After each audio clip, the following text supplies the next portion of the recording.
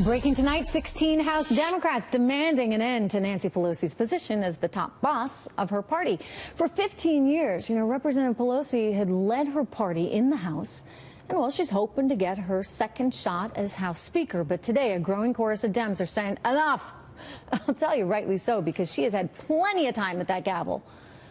So why not try something new? Why not try someone new? Here with me right now, former Democratic North Carolina Congressman Brad Miller and National Security and Global Affairs Analyst Morgan Ortega. It's good to see you both. I'm starting with you, Representative Miller, tonight. I mean, it seems to me that, she's had the job for a while. The Democrats have just increasingly become this party of resistance. The Democrats, if you watch my last segment, are increasingly becoming the party of socialists. That's not where you started out. When you look at the party today, do you really think that Nancy Pelosi is the one to be leading the House Dems?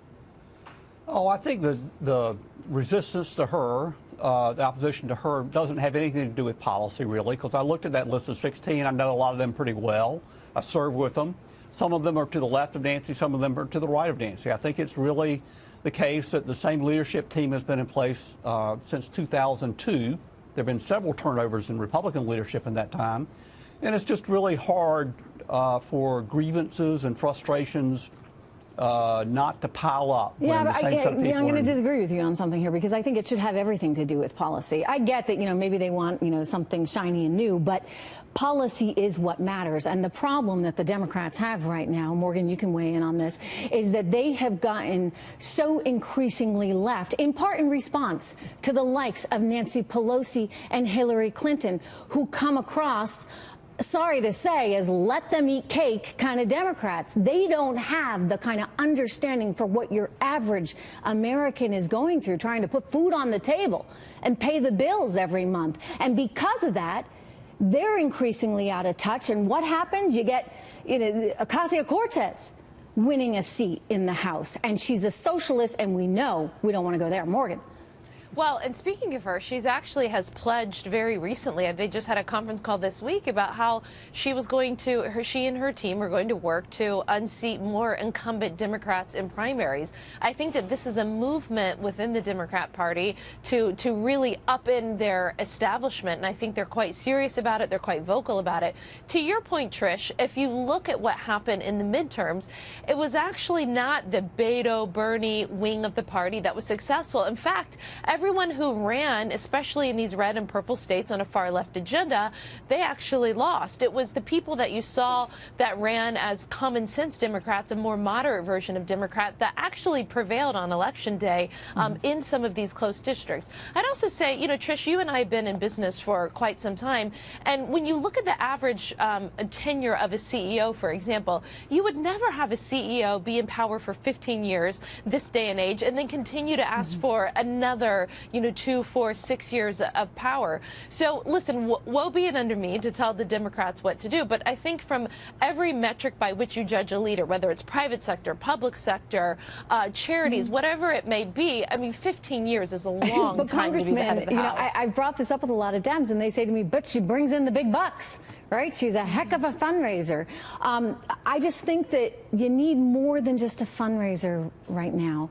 You need direction for your party. And I don't think that she's providing that. In the letter that those 16 Democrats sent, I read the letter. There's very little talk of policy. It is about having new leadership. There's a lot of generational change talk, but there's not really a whole lot of policy talk. But do you understand when I say that's a mistake? Because you actually do need policy. I hate to break it to y'all, but policy is the foundation. And too often, we got politicians out there, and we got reporters as well, who get away from the actual policy. Policy matters. So if they're going to rant and rave about her, well, we're just sick of her, right? It's been too long. To me, that's not enough. I want to see that they care about somebody who does care about policy. And yes, bring someone new in who can generate some good stuff for the party and work with this president to make sure that our economy is as successful as it can be. Brad.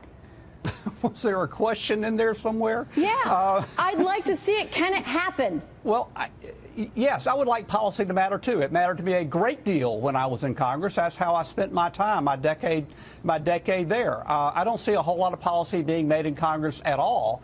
I don't think it's that great a gig for people who really care about policy, to be honest. And I think that's part of the frustration. And it's not necessarily Nancy's fault personally. It's not Steny Hoyer's fault. It's not Jim Clyburn's fault. But there is institutionally, animals, Congress, policy. Well, a lot of it dates back actually to Newt Gingrich removing the funding from the other sources of power within the caucus to centralize power in the Speaker's office. I want to give last word to Morgan. She is a policy wonk. So, you know, I know that, you know, it's kind of hard to roll up your sleeves and get down and dirty in all the policy talk, but isn't that what's sort of missing from Congress right now?